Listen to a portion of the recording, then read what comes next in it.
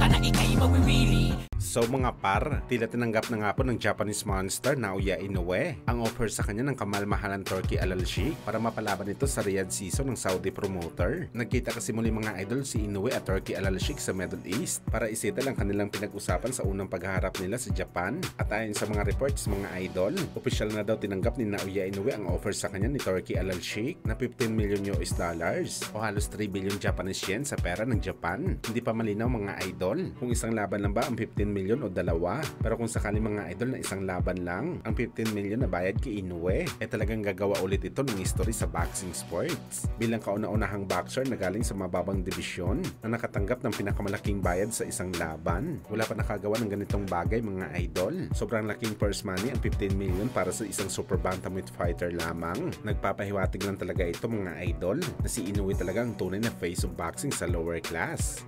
Samantala pala isipan pa rin mga idol kung sino ang makakalaban ni Naoya Inoue sa gaganapin na Riyadh season. May mga boxing experts mga idol na nagsasabi na featherweight fight daw ang unang laban ni Inoue sa Riyadh season ni Turkey Al-Sheikh, either kina WBA featherweight champion Nick Ball o di kaya IBF champion Angelo Leo. Pero gayon pa man mga idol, malaking potential din na makalaban ni Inoue sa super bantamweight itong si Murodjon Akhmadaliev dahil Asian fighter din itong si Akma. Pero depende ang lahat ng to mga idol. Posible naman kasi mga idol na sa Japan gaganapin ng Riyadh season, kaya napadayo si Turkey Al-Sheikh dito kamakailan lamang. At matik mga idol sakaling sa Japan ilagay ang Riyadh season, malaki talaga ang tsansa na si Junto Nakatani ang makalaban ni Inoue. Talagang all Japanese fights, kaya abangan natin to mga idol. Bagamat sa mga nagsasabi naman mga boss na ang ating pambato na si General Casimero ang makakalaban ni Inoue at aprobado daw ito kay Turkey Al-Sheikh, walang katotohanan yan mga idol. Obvious naman na hindi kilala ng Saudi promoter si Casimero para ipalaban kay Inoue. At isa pa mga idol, tumanggi na po ang kampo ni Inoue sa laban kay Alas dahil sa pag-overweight nito sa laban niya kay Sanchez. Kaya walang tsansa na si Cuadro Alas ang makalaban ni Inoue sa 2025.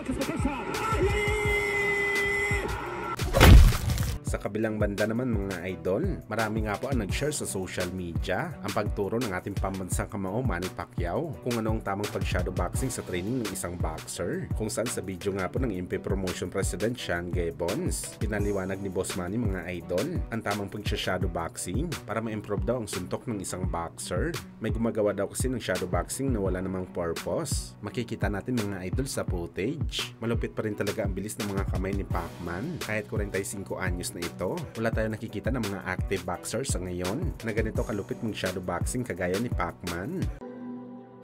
When you do the shadow boxing like, what is that for?